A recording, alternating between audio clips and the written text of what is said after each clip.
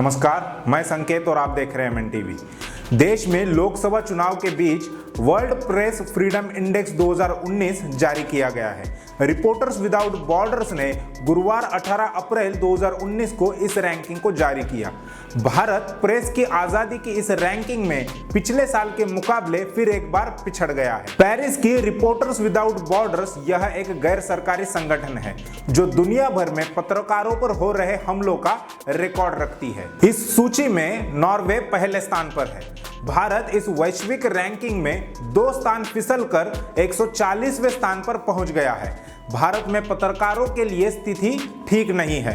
माना जा रहा है कि यहाँ हिंदुत्व के खिलाफ बोलना खतरनाक हो सकता है। रिपोर्ट में पाया गया है कि ऐसे पत्रकार जो हिंदुत्व के खिलाफ बोलते या लिखते हैं, उनके संगठित रूप से हेट कैंपेन का शिकार होने की दर काफी चिंताजनक है। इंडेक्स में कहा गया है कि पत्रकारों के खिलाफ हिंसा में पुलिस हिंसा, माओवादियों का हमला, भ्रष्ट नेताओं और आपराधिक संगठनों की तरफ से हमले भी शामिल हैं।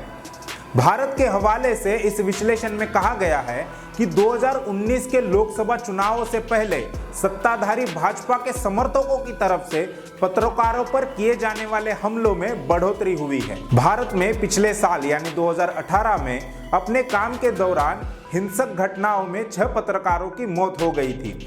इन हत्याओं ने यह दिखाया है कि भारतीय पत्रकारों को कितनी खतरनाक स्थितियों का सामना करना पड़ता है।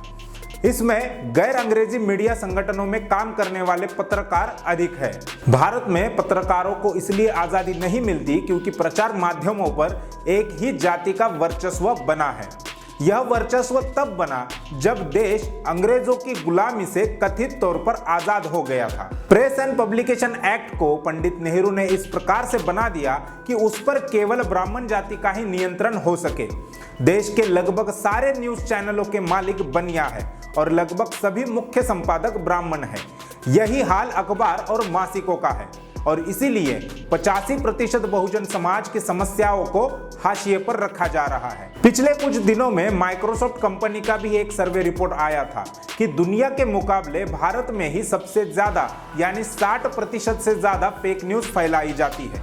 इसका मतलब है कि भारत में सबसे ज्यादा फेक न्यूज बनाई भी जाती है, तभी तो फैलाई जाती है।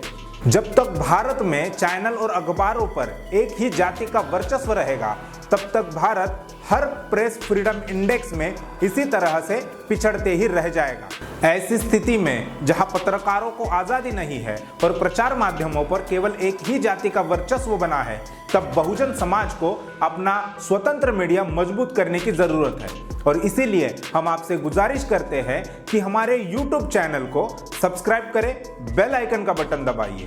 ये वीडियो अगर आपको अच्छा लगा हो तो उसे लाइक कीजिए और अपने दोस्त और परिवार के साथ शेयर कीजिए और बने रहिए MNTV के साथ। अब तक के लिए बस इतना ही। आप देखते रहिए MNTV।